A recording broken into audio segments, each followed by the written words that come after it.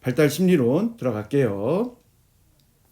보시면 처음에는 우리 책의 발달 심리론에 해당되는 부분에는 다음과 같이 이런 얘기들이 좀 나와 있어요. 보시다시피 하나는 DAP라고 하는 형태의 얘기가 하나 나와 있어요. 굉장히 중요한 형태의 내용이죠. 미국 NAEYC에서 제시하고 있는 발달에 대한 관점들을 설명해주고 있는 그런 형태의 내용들입니다. 그리고 교사가 이에 맞춰서 어떻게 해야 되는지에 대해서 얘기해주고 있는 그런 사항들이라고 보실 수가 있겠습니다. 그런 사항들로 하나 보시면 되겠고요. 두 번째 얘기는 발달의 성격에 대한 얘기가 나와요. 이 발달에 대한 성격도 실제로는 여러 가지의 특성들이 좀 이 안에 있거든요. 그래서 이 두 가지를 또 살펴보면서 정리를 해보도록 하겠습니다. 우선 NAYC에서 제기하고 있는 발달에 적합한 실제 세 가지는 우선 여러분들이 보시기에 이 유형에 주목하실 필요가 있겠습니다. 이 유형에 주목하시면서 첫 번째 나오고 있는 형태의 내용들, 다시 말해서 연령별 적합성이라고 하는 거 먼저 확인해 두셔야 됩니다. 두 번째는 개인적 적합성이 있겠고, 세 번째는 이게 중요해요. 이 부분이 굉장히 화두가 될 수 있는 그런 형태의 내용이라서 사회문화적 적합성이라고 하는 것까지 봐두실 필요가 있겠습니다. 이런 형태의 내용들을 좀 보실 때는 각각의 특징들을 정확하게 알고 어떤 부분에서 어떻게 쓰이는지 그런 것들을 좀 확인해 나가시면 훨씬 더 좋은 학습 방법이 될 거다라고 생각이 좀 드는데, 보시는 바와 같이 연령별 적합성에 해당되는 형태의 얘기를 보게 되면 이런 부분이 핵심적인 포인트예요. 용어 중에서 반드시 알아둬야 되는 그런 상황이라고 볼 수 있는데, 보편적이고 예측 가능한 단계로 보통 표현을 하고 있는 것 봐두실 필요가 있겠습니다.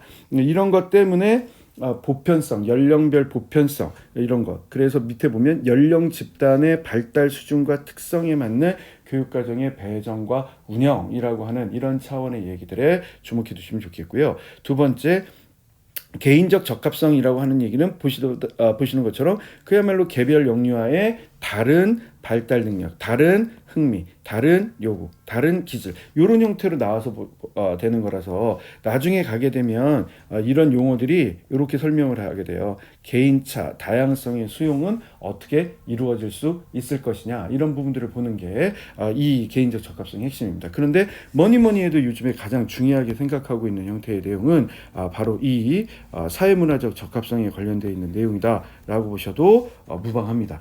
이 내용들을 좀 살펴보시면 첫 번째, 여기 나와 있는 내용들처럼 사회문화적 맥락성이라고 하는 부분들을 굉장히 중요하게 바라보고 있더라. 사회문화적 맥락이라고 하는 부분을 굉장히 중요하게 바라보고 있다. 이런 것들을 확인해 두셔야 되겠고요. 그 다음에 이 사회문화적 맥락을 더 풀어서 설명을 하면 여기 나오는 것처럼 그 집단이 가지고 있는 가치, 신념, 전통, 문화 등에 대한 적합성을 따지는 형태의 내용이다라고 보시면 되겠어요. 그러니까 오늘날과 같이 세계화된 사회 속에서 살아가면서 이런 적합성들을 인정하고 존중하는 그런 형태의 교육이 어떻게 이루어질 수 있을 것이냐, 이게 관건이 되는 내용이라고 봐도 무방하는 겁니다. 이렇게 보시면 되겠고요.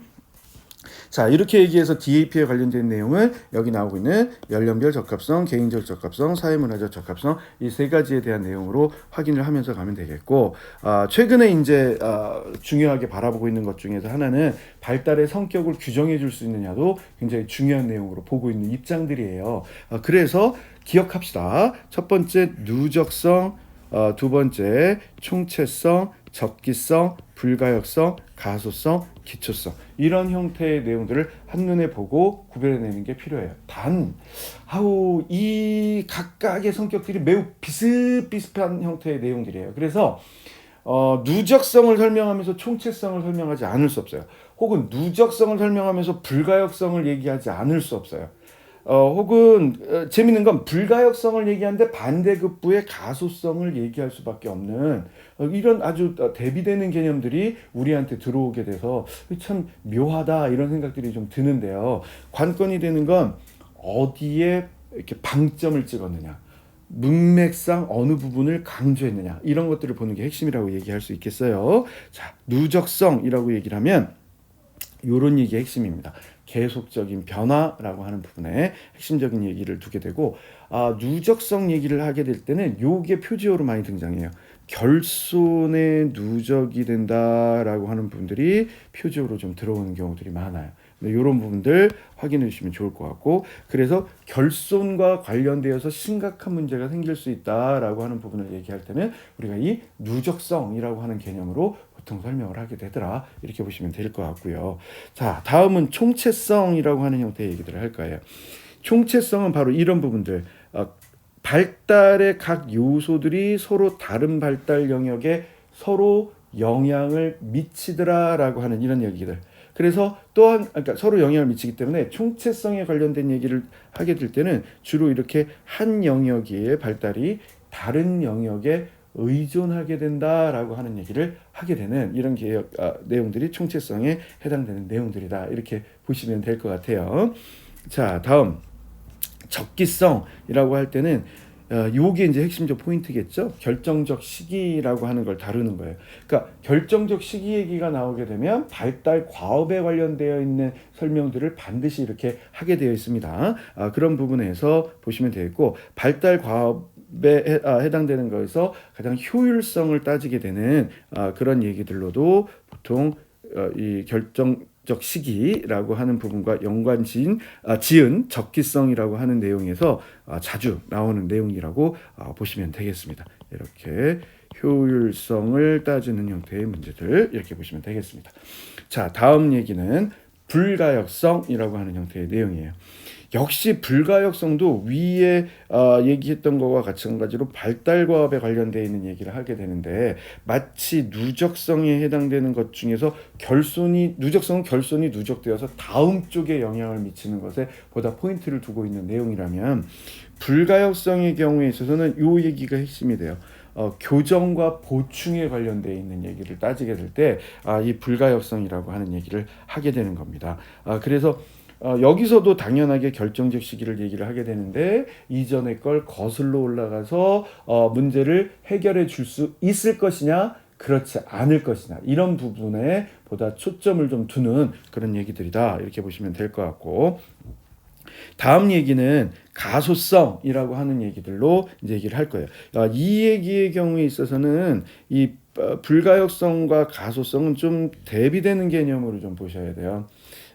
왜 대비되는 개념으로 좀 보실 필요가 있는 거냐면, 이 불가역성과 가소성에 해당되는 것을 따져봤을 때, 불가역성에 해당되는 얘기는 교정과 보충의 가능성이 없다라고 하는 것으로 얘기를 한다면, 가소성의 경우에 있어서는 그것이 정상적인 과정으로 회복이 될 수 있다라고 하는 부분에 초점을 두는 거다, 이렇게 보시면 좋을 것 같아요. 회복이 될 수 있다. 그래서 어떻게 회복할 수 있느냐, 이런 거에서 이제 사상이나 이런 부분에서 배웠던 로크나 이런 얘기들을 하게 되는데, 어린이들이 갖고 있는 환경에 대한 결핍이 있다라면 환경을 다시 바꾸어주면, 그러니까 불가역성의 경우에 있어서는 어렸을 때 한 경험이 인생 전체를 결정지을 수 있다라고 하는 것으로 얘기를 하는 거라면, 가소성에 대한 개념은 이 이후에 어떤 환경, 어떤 교육적 환경을 제공해 주느냐에 따라서 다시 바꿀 수 있다라고 하는 부분. 그래서 이런 부분들이 이제 교육에 있어서 어떤 희망이라고 볼 수 있는 내용들이 되죠. 그래서 헤드스타트 프로그램과 같은 것들이 이런 이론에 기반해서 국가 차원에서 정책을 만들어내게 될 때 어떤 역할을 했었던 그런 과정들이다, 이렇게 보시면 좋을 것 같아요.